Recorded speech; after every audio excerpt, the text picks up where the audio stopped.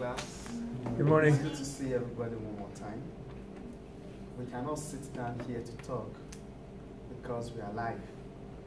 That's why we can sit down in class and talk. Today I'm going to be talking on how you can survive when stopped by a police officer. How can you survive? I've been in the United States for 3 years, and I've been pulled over by the cop 2 times. That means that there's tendency for me to be pulled over once in every 18 months. That's the tendency. And that means that most of the time we don't have contact with police officer. And that means that we might not know how to comport ourselves when we are faced with them. So the purpose of this talk today is not to talk about black man's life matter. It's not to talk about white man's life matter, but to talk about everybody's life matters. And I'm going to be talking about the safety measures you can put in place. Last week, police shot 2 people in the United States, and statistics shows that this year, 509 citizens has been shot by police in the United States. And last year, when I did the research, statistics shows that 990 people were shot by police. So how can we avoid being shot? I came up with some rules that you can have to be safe. And incidentally, most of us here, we are all international students. The way we address our cops in a different country might be different from the way we address them here.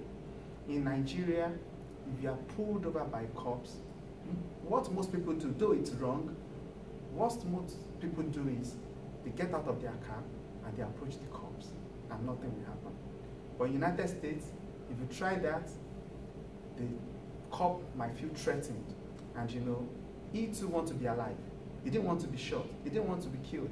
I imagine somebody living in his house one day, hugging his wife, telling his child, I'll be back, and he's shot.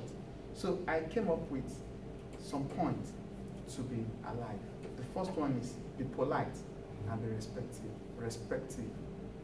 Everybody wants to be addressed in a kind way. If a cop asks you, where's your driver's license? Give it to them. You don't have to say, I'm not giving it to you. I saw a video where a guy was arguing with the cops. Another thing is, do not get into arguments with them. You don't have to get into arguments with them. And if you feel that your rights has been violated, you can file a complaint with your local police. They will help you. And also, you should avoid physical contact with the cops. You don't have to push them. You don't have to avoid physical contact with them. And do not make a sudden movement.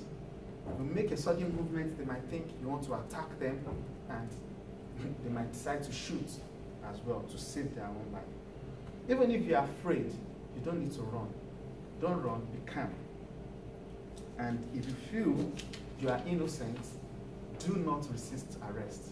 So many people, they resist arrest. The video of someone that was shot last week was on ground, and when I saw it, I thought within myself, probably he has resisted arrest. That was why he was held on the floor before he was finally shot. And another thing is, you don't have to make statements unless you meet with your lawyer or your public defender.